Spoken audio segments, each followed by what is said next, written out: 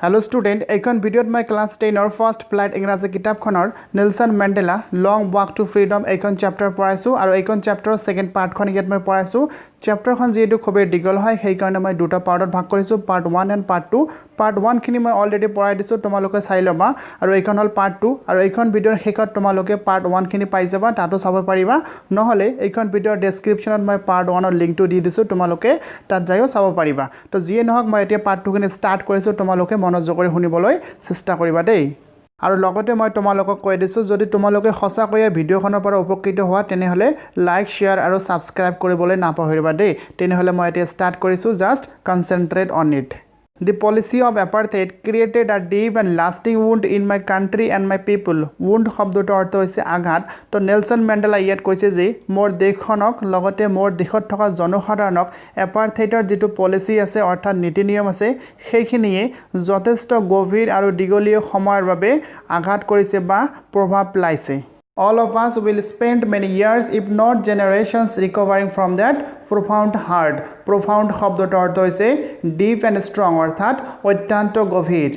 Okay তো Nelson Mandela ইয়াত কি কৈছে যে এপাৰ্থেইড সিস্টেমৰ যেটো পলিসি আছিল নীতি নিয়ম আছিল সেইখিনিয়ে মোৰ দেশৰ জনসাধাৰণক ইমান গভীৰভাৱে হাৰ্ট কৰিছিল বা আঘাত কৰিছিল যে সেইখিনি ঠিক হওঁতে হয়তো বহুত কেইবা বছৰমান লাগি যাব But the decades of oppression and brutality had another unintended effect, and that was that it produced the Oliver Thambos, the Walter Sisulus, the Chief Lotlis, the Yusuf Dados, the Bram Fishers, the Robert Sobukwas of our time.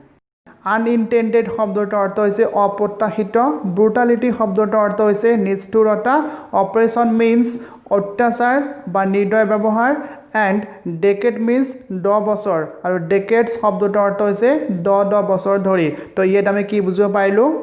যে 10 বছৰ ধৰি এপাৰ্থেইড সিস্টেমৰ ফলত বা নীতি নিয়মৰ ফলত white skin মানুহসকলে black skin মানুহসকলৰ ওপৰত অত্যন্ত নিৰ্দয় ব্যৱহাৰ অত্যাচাৰ বা নিষ্ঠুৰতা ভাৱখিনি দেখুৱাইছিল যিখিনি সম্পূৰ্ণৰূপে আনইনটেন্ডেড আছিল বা অপ্ৰত্যাশিত আছিল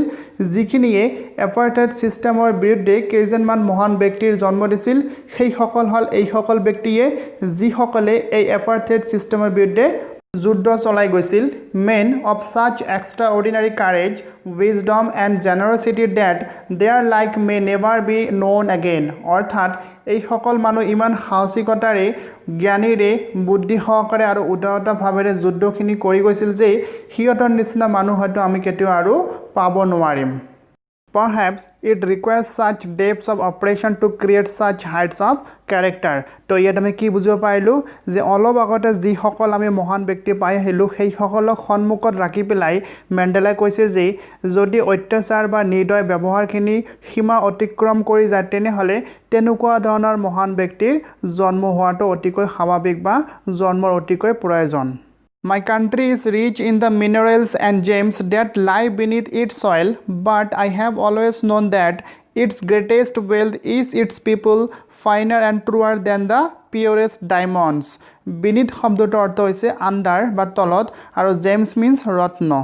ওকে তো ইয়াত আমি কি বুজিব পাৰিলো আমি সকলোৱে জানো যে বাকিবোৰ দেশতকৈ সাউথ আফ্ৰিকাৰ মাটিত যথেষ্ট বেছি পৰিমাণে ডায়মণ্ড পোৱা যায় সেই কাৰণে নেলসন মেণ্ডেলা কৈছে যে মোৰ মাটিৰ তলত মোৰ দেশখনৰ মাটিত হীৰা মুক্তা মণি আদি মূল্যৱান যিবোৰ সম্পদ আছে সেইবোৰতকৈ মোৰ দেশৰ মানুহসকল মোৰ বাবে যথেষ্ট বেছি মূল্যৱান আৰু লগতে কৈছে finer and truer than the purest diamond অৰ্থাৎ purest diamondতকৈ মোৰ দেশৰ মানুহবোৰ যথেষ্ট বেছি finer and truer It is from these comrades in the struggle that I learned the meaning of courage. Courage শব্দটো অৰ্থ হৈছে সাহস and comrades শব্দটো অৰ্থ হৈছে ঘনিষ্ঠ সঙ্গী তো ইয়াত আমি কি বুজিব পাৰিলো নেলসন মেণ্ডেলা কৈছে যে সেই সকল মহান যোদ্ধাৰ পৰা মই courage অৰ্থাৎ সাহসৰ অৰ্থখিনি মই ভালদৰে বুজিব পাৰিছো Time and again, I have seen men and women risk and give their lives for an idea. Yet idea means কোনো ধাৰণা বা সিদ্ধান্ত বা কোনো এটা কাৰ্যক বুজোৱা হৈছে Time and again শব্দটো অৰ্থ হৈছে repeatedly তো মেণ্ডেলা ইয়াত কৈছে যে মই দেখিব পাৰিছো যে men and women সকলে কেনেকৈ ৰিস্ক লয় হিয়তে কোনো এটা সিদ্ধান্তত উপনীত হ'বলৈ বা নিজৰ কাৰ্যখিনি ভালদৰে কৰিবলৈ হিয়তে নিজৰ জীৱনটো উৎসৰ্গা কৰিব লগা হয় এইখিনি মই দেখিব পাৰিছো I have seen men stand up to attacks and torture without breaking, showing a strength and resilience that defies the imagination. Imagination শব্দটোৰ অৰ্থ হৈছে কল্পনা, defile শব্দটোৰ অৰ্থ হৈছে বাধা দিয়া, defiles and imagination means কল্পনা অতীত, and resilience শব্দটোৰ অৰ্থ হৈছে ক্ষমতা বা দক্ষতা। ওকে, তো ইয়াত আমি কি বুজিব পাৰিলোঁ? মেণ্ডেলা ইয়াত কৈছে যে মই সেইসকল মানুহক দেখিছোঁ যিসকল মানুহে যিকোনো এটাক্স অৰ্থাৎ আক্ৰমণৰ বিৰুদ্ধে থিয় দিব পাৰে, সেইসকল মানুহক মই দেখিছোঁ যিসকল মানুহে টৰ্চাৰখিনি সহ্য কৰি ল'ব পাৰে, মই সেইসকল মানুহক দেখিছোঁ যিসকল মানুহে নিজৰ শক্তি নিজৰ ক্ষমতাৰ বলত যিকোনো বাধা বিঘিনি অতিক্ৰম কৰি যাব পাৰে। I learned that courage was not the absence of fear but the triumph over it. Triumph শব্দটোৰ অৰ্থ হৈছে জয় and fear means ভয়। তো নেলছন মেণ্ডেলা ইয়াত কৈছে যে কাৰেজ অৰ্থাৎ সাহস means ভয় নোখোৱাটোক নুবুজায়, সাহস means ভয়ক জয়লাভ কৰাটোহে বুজায়। The brave man is not he who does not feel afraid but he who conquers that fear. কংকাৰ শব্দটোৰ অৰ্থ হৈছে পৰাজিত কৰা বা যুদ্ধত জয়লাভ কৰা। তো মেণ্ডেলা ইয়াত কৈছে সাহসী মানুহ সেইজনে নহয় যিজনৰ ভয় নাই, তেখেতে কৈছে সেইজনে সাহসী মানুহ যিজনে ভয়ক পৰাজিত কৰে। No one is born hating another person because of the color of his skin or his background or his religion. Religion শব্দটোৰ অৰ্থ হৈছে ধৰ্ম। তো মেণ্ডেলা ইয়াত এটা মত প্ৰকাশ কৰিছে যে কোনো ব্যক্তিয়ে এনেকৈ জন্মগ্ৰহণ নকৰে আন এজনক হেট কৰাৰ কাৰণে বা ঘৃণা কৰাৰ কাৰণে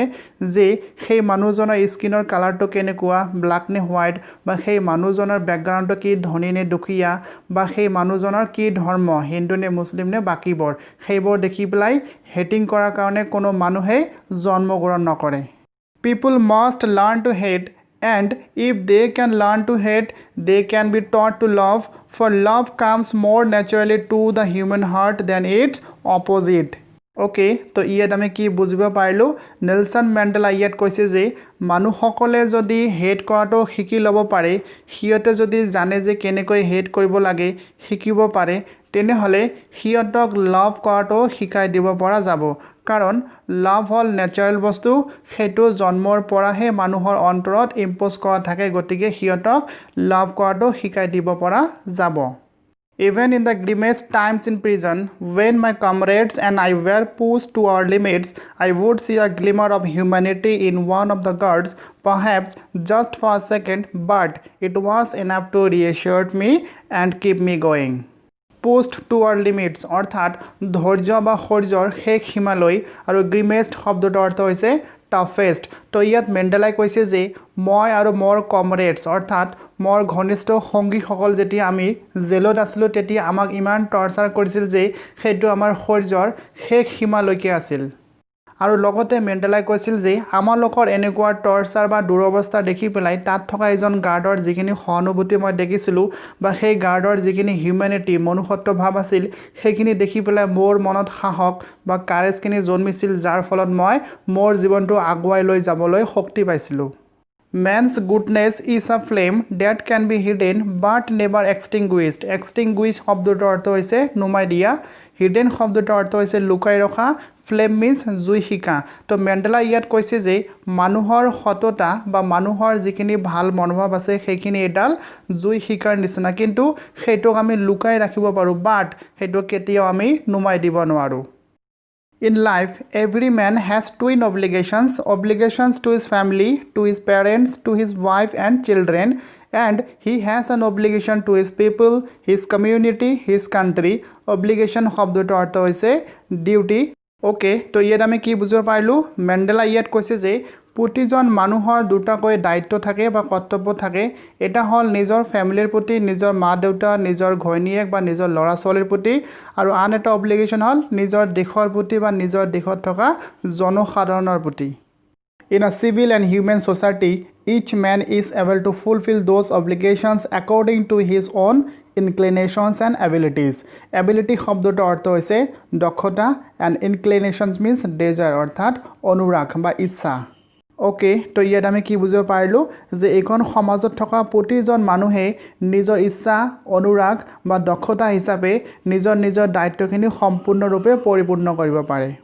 But in a country like South Africa, it was almost impossible for a man of my birth and color to fulfill both of those obligations. কিন্তু লগতে মেণ্ডেলাই কৈছে যে সাউথ আফ্ৰিকাৰ নিচিনা এখন দেশত য'ত নেকি এপাৰ্থেইড ছিষ্টেমটো প্ৰচলিত আছে, স্কিনৰ কালাৰৰ প্ৰভেটৰ ছিষ্টেম আছে, সেইখন দেশত কেতিয়াও এজন মানুহে এনেকুৱা ধৰণৰ অব্লিগেশ্যন দুটা কেতিয়াও সম্পূৰ্ণৰূপে ফুলফিল কৰিব নোৱাৰে। In South Africa, a man of color who attempted to live as a human being was punished and isolated. Isolate শব্দটোৰ অৰ্থ হৈছে পৃথক কৰি ৰখা বা অকলশৰীয়া কৰি ৰখা, and punish means শাস্তি দিয়া। তো ইয়াত কোৱা হৈছে যে সাউথ আফ্ৰিকাৰ নিচিনা এখন দেশত এজন ব্লাক কালাৰ মানুহে অৰ্থাৎ ব্লাক স্কিন মানুহে যদি হিউমেন বিং হিচাপে জীয়াই থাকিবলৈ বিচাৰে তেনেহ'লে তেনেকুৱা ব্যক্তিক শাস্তি দিয়া হৈছিল বা পৃথক কৰি ৰখা হৈছিল।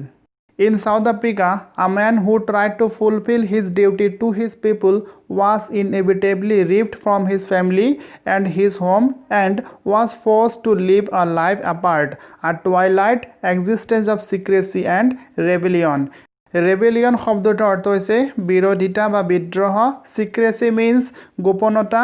twilight existence means অস্তিত্ব নথকাৰ নিচিনা, rip শব্দটোৰ অৰ্থ হৈছে পৃথক কৰা, এণ্ড ইনএভিটেবলি শব্দটোৰ অৰ্থ হৈছে অনিশ্চিত ৰূপে। ওকে, তো এইখিনিতে আমি কি বুজিব পাৰিলোঁ যে সাউথ আফ্ৰিকাত থকা ব্লাক স্কিনৰ মানুহ যদি নিজৰ ডিউটিখিনি পালন কৰিব বিচাৰে তেনেহ'লে তেনেকুৱা ব্যক্তিক নিজৰ ফেমিলিৰ পৰা নিজৰ ঘৰৰ পৰা অনিশ্চিত কালৰ বাবে পৃথক কৰি ৰখা হৈছিল, এণ্ড সেই মানুহজনৰ অস্তিত্বখিনি গোপনে ৰখা হৈছিল আৰু সেই মানুহজনক বিৰোধিতা বুলি কোৱা হৈছিল। যেনেকুৱা নেলছন মেণ্ডেলাৰ লগত হৈছিল, তেখেতে এপাৰ্থেইড ছিষ্টেমৰ বিৰুদ্ধে যুঁজিছিল, যাৰ বাবে তেখেতক 30 বছৰৰ কাৰণে জেলত ৰখা হৈছিল আৰু নিজৰ ফেমিলি নিজৰ পৰিয়ালৰ পৰা বেলেগকৈ ৰখা হৈছিল আৰু তেখেতক সম্পূৰ্ণ বিৰোধিতা বুলি কোৱা হৈছিল। I did not in the beginning choose to place my people above my family, but in attempting to serve my people, I found that I was prevented from fulfilling my obligations as a son, a brother, a father, and a husband. Okay, তো Mandela ইয়াত কৈছে যে I did not in the beginning choose to place my people above my family. অৰ্থাৎ তেখেতে কৈছে প্ৰথম অৱস্থাত তেখেতে বাকীবোৰ মানুহক তেখেতৰ ফেমিলিতকৈ বেছি প্ৰায়ৰিটি দিয়া নাছিল, বাট ইন এটেম্পটিং টু চাৰ্ভ মাই পিপুল, আৰু যেতিয়া তেখেতে বাকীবোৰ মানুহক বেছি প্ৰায়ৰিটি দিবলৈ ধৰিছিল তেতিয়া কি হ'ল, I found that I was prevented from fulfilling my obligations as a son, a brother, a father and a husband. অৰ্থাৎ তেতিয়া তেখেতে দেখিলে যে বাকীবোৰ মানুহক বেছি প্ৰায়ৰিটি দিবলৈ গৈ তেখেতে নিজৰ ফেমিলিৰ প্ৰতি থকা যিটো অব্লিগেশ্যনছ সেইটোৰ প্ৰতি বাধা প্ৰদান হৈ আছে। I was not born with a hunger to be free. Hunger means ভোক। তো ইয়াত মেণ্ডেলাই কৈছে যে মই ফ্ৰী হোৱাৰ বা মুক্ত হোৱাৰ ভোকখিনি লৈ পেলাই জন্মগ্ৰহণ কৰা নাই। I was born free. মই জন্মগতভাৱে ফ্ৰী means মুক্ত, free in every way that I could know. অৰ্থাৎ তেখেতে ক'ব বিচাৰিছে যে যেতিয়া এটা শিশুৱে জন্মগ্ৰহণ কৰে তেতিয়া মুক্তভাৱে জন্মগ্ৰহণ কৰে আৰু ফ্ৰী হৈ থাকে। Free to run in the fields near my mother's heart. Free to swim in the clear stream that ran through my village. Free to roast mealies under the stars and ride the boat backs on slow moving bulls. Okay, Mandela ইয়াত কৈছে যে শিশু যেতিয়া এটা ডাঙৰ দীঘল হ'বলৈ ধৰে তেতিয়া মুক্তভাৱে বা ফ্ৰীলি ইফালে সিফালে ঘূৰিবলৈ ধৰে, ঠিক তেনেকৈ মেণ্ডেলায়ো তেখেতে সৰুকালত ইফালে সিফালে মুক্তভাৱে ঘূৰি ফুৰিছিল, যেনে নিজৰ মাকৰ সৰু ঘৰটোৰ চাৰিওফালে থকা ফিল্ডত খেলা ধূলা কৰিছিল, কেতিয়াবা গাঁৱত থকা ষ্ট্ৰীমত যাই পেলাই গা ধুছিল আৰু কেতিয়াবা ষাঁড় গৰুৰ পিঠিত উঠি পেলাই খেলা ধূলা কৰিছিল বা ইফালে সিফালে ফুৰিছিল। As long as I obeyed my father and abided by the customs of my tribe, I was not troubled by the laws of man or God. Abide by means মানি চলা and obey শব্দটোৰ অৰ্থ হ'ল মানি চলা। Okay, তো ইয়াত আমি বুজিব পাৰিলোঁ মেণ্ডেলাই কৈছে যে সেইবোৰ মানুহৰ কথা বা মোৰ দেউতাৰ কথাবোৰ মানি চলাত মোৰ কোনো ধৰণৰ অসুবিধা হোৱা নাছিল, যদিও সেইবোৰ নিয়ম সেইবোৰ নীতি মানুহে বনাইছিল বা ভগৱানে বনাই দিছিল, কিন্তু সেইবোৰৰ পৰা মোৰ কোনো ধৰণৰ ট্ৰাবল হোৱা নাছিল কাৰণ তেতিয়া মই সম্পূৰ্ণ ফ্ৰী আছিলোঁ। It was only when I began to learn that my boyhood freedom was an illusion, when I discovered as a young man that my freedom had already been taken from me, that I began to hunger for it. Illusion শব্দটোৰ অৰ্থ হৈছে বিভ্ৰম, অৰ্থাৎ সঁচা যেন লাগিব কিন্তু আচলতে সঁচা নহয়। নেলসন মেণ্ডেলা ইয়াত কৈছে যে যেতিয়া তেখেতে সৰু আছিল তেতিয়া তেখেতৰ লগত ফ্ৰীডমখিনি আছিল তেখেতে ফ্ৰীলি ঘূৰিব ফুৰিব পাৰিছিল কিন্তু যেতিয়া তেখেতে ইয়াং হৈ গ'ল আৰু বুজিব পৰা হৈ গ'ল তেতিয়া তেখেতৰ পৰা লাহে লাহে ফ্ৰীডমখিনি নোহোৱা হৈ গ'ল আৰু তেতিয়াৰ পৰা তেখেতৰ ফ্ৰীডমৰ যিখিনি অভাৱ হাংগাৰ সেইখিনি তেখেতে বুজিব পৰা হ'ল At first, as a student, I wanted freedom only for myself, the transitory freedoms of being able to stay out at night, read what I pleased, and go where I choose. Transitory শব্দটো অর্থ হৈছে ক্ষণস্থায়ী অর্থাৎ not permanent. Okay তো Mandela ইয়াত কৈছে যে যেতিয়া তেখেতে এজন ষ্টুডেণ্ট আছিল তেতিয়া নিজৰ বাবে ফ্ৰীডম বিচাৰিছিল কেনেকুৱা ফ্ৰীডম বিচাৰিছিল তেখেতে বিচাৰিছিল তেখেতে যাতে ৰাতি বাহিৰত থাকিব পাৰে তেখেতৰ ইচ্ছা অনুযায়ী কিতাপ পঢ়িব পাৰে আৰু যিখিনি পছন্দৰ ঠাই তাত যাতে যাব পাৰে কিন্তু পিছত তেখেতে ভালদৰে বুজিব পাৰিছিল যে তেনেকুৱা ধৰণৰ ফ্ৰীডম সম্পূৰ্ণ ক্ষণস্থায়ী Later, as a young man in Johannesburg, I yearned for the basic and honorable freedoms of achieving my potential, of earning my keep, of marrying and having a family, the freedom not to be obstructed in a lawful life. Obstruct শব্দটোৰ অৰ্থ হৈছে বাধা দিয়া তো Mandela ইয়াত কৈছে যে যেতিয়া তেখেতে ইয়াং হৈছিল আৰু জোহানাছবাৰ্গলৈ গৈছিল তেতিয়া তেখেতৰ মনত ফ্ৰীডম পোৱাৰ এটা ইচ্ছা জাগিছিল কেনেকুৱা ধৰণৰ ফ্ৰীডম আৰ্নিং মাই কিপিং অৰ্থাৎ তেখেতে যাতে উপাৰ্জন কৰিব পাৰে তেখেতৰ উপাৰ্জনখিনি যাতে তেখেতে জমা কৰি ৰাখিব পাৰে অফ মেৰিং বিয়া বাৰু যাতে কৰিব পাৰে এণ্ড হেভিং আ ফেমিলি আৰু লগতে যাতে তেখেতৰ এটা ফেমিলি হয় তাৰপিছত কৈছে the freedom not to be obstructed in a lawful life আৰু লগতে কৈছে তেনেকুৱা ফ্ৰীডম যাতে লফুল লাইফত যাতে কোনো ধৰণৰ বাধা বিঘিনি সৃষ্টি নকৰে But then I slowly saw that not only was I not free, but my brothers and sisters were not free. তাৰ পিছত মেণ্ডেলাই লাহে লাহে অনুভৱ বা বুজিব পাৰিলে যে কেৱল তেখেতেই ফ্ৰী নহয় বা তেখেতৰ জীৱনতে ৰেষ্ট্ৰিকশ্যন নাই আনকি তেখেতৰ দিশত থকা ব্লাক স্কিনৰ যিমানবোৰ ভাই ভণ্টি আছে সকলোৰে জীৱনত তেনেকুৱা ধৰণৰ ৰেষ্ট্ৰিকশ্যন লগাই দিয়া আছে I saw that it was not just my freedom that was curtailed, but the freedom of everyone who looked like I did. Curtail শব্দটোৰ অৰ্থ হৈছে restriction বা reduced. তো ইয়াত আমি কি বুজিব পাৰিলোঁ মেণ্ডেলাই কৈছে যে কেৱল মোৰ ফ্ৰীডমত বা মোৰ জীৱনত সেই ৰেষ্ট্ৰিকশ্যন লগোৱা নাই বা কাৰ্টেল কৰা নাই আনকি মোৰ দেশৰ যিমানবোৰ ব্লাক স্কিনৰ মানুহ আছে সকলোৰে জীৱনত বা সকলোৰে ফ্ৰীডমত ৰেষ্ট্ৰিকশ্যন লগোৱা আছে That is when I joined the African National Congress and that is when the hunger for my own freedom became the greater hunger for the freedom of my people. তো ইয়াত মেণ্ডেলাই কৈছে যে তেখেতে যেতিয়া ব্লাক স্কিন মানুহসকলৰ দুৰৱস্থাত দেখিলে তেতিয়া তেখেতে আফ্ৰিকাত থকা আফ্ৰিকান নেশ্যনেল কংগ্ৰেছ পলিটিকেল পাৰ্টিত যোগদান কৰিলে আৰু তাৰপিছত সকলোৰে ফ্ৰীডম অনাৰ কাৰণে চেষ্টা অব্যাহত ৰাখিলে It was this desire for the freedom of my people to live their lives with dignity and self-respect that animated my life, that transformed a frightened young man into a bold one, that drove a law-abiding attorney to become a criminal, that turned a family-loving husband into a man without a home, that forced a life-loving man to live like a monk. Okay তো ইয়াত আমি কি বুজিব পাৰিলোঁ যে মেণ্ডেলাই কৈছে যে মোৰ যিখিনি ফ্ৰীডমৰ প্ৰতি ৰুচি বা ডিজাৰ সেইখিনি মোৰ কাৰণে নহয় মোৰ দেশত বসবাস কৰা ব্লাক স্কিন মানুহসকলৰ নিজৰ ডিগনিটি এণ্ড চেল্ফ ৰেছপেক্টৰ বাবেহে আৰু মোৰ দেশৰ মানুহসকলৰ ফ্ৰীডমৰ কাৰণে মোৰ নিচিনা এজন ফ্ৰাইটেন ইয়ং মেন এতিয়া বল্ড ওৱান অৰ্থাৎ সাহসী মানুহৰ পৰিৱৰ্তন হৈছে মোৰ নিচিনা এজন ল এবাইডিং অৰ্থাৎ ল মানি চলা বা আইন মানি চলা মানুহ এজনে ক্ৰিমিনেলত পৰিৱৰ্তন হৈছে আৰু মোৰ নিচিনা এজন ফেমিলি লাভিং হাজবেণ্ড আৰু লাইফ লাভিং মেনে এজন মংক অৰ্থাৎ ঋষি মুনিত পৰিৱৰ্তন হৈছে একচুৱেলি ইয়াত মেণ্ডেলাই ক'ব বিচাৰিছে যে তেখেতে নিজৰ দেশৰ অৰ্থাৎ নিজৰ দেশৰ ব্লাক স্কিন মানুহসকলৰ বাবেহে সকলোখিনি ত্যাগ কৰিবলৈ সাজু হৈছে I am no more virtuous or self-sacrificing than the next man, but I found that I could not even enjoy the poor and limited freedoms I was allowed when I knew my people were not free. Virtuous শব্দটোৰ অৰ্থ হৈছে ধাৰ্মিক বা গুণী okay Mandela ইয়াত কৈছে যে তেখেত বাকীবোৰ মানুহৰ নিচিনা ধাৰ্মিক বা গুণী মানুহ নহয় বা সেলফ স্যাক্ৰিফাইসিং মানুহ নহয় কিন্তু লগতে তেখেতে কৈছে যে নিজৰ দেশৰ মানুহবোৰ অৰ্থাৎ ব্লাক স্কিন মানুহবোৰৰ যেতিয়া ফ্ৰীডম নাই বা ফ্ৰীনেছ নাই তেতিয়া নিজৰ যিখিনি ফ্ৰীডম আছিল বা অলপ পৰিমাণে থকা ফ্ৰীডমখিনিও তেখেতে উপভোগ কৰিবলৈ বিচৰা নাছিল ओके तो इयाते एटो स्पष्ट हल जे मेंडेलाई निजर देशर मानुहबोৰৰ फ्रीडমৰ प्रति যথেষ্ট সচেতন আছিল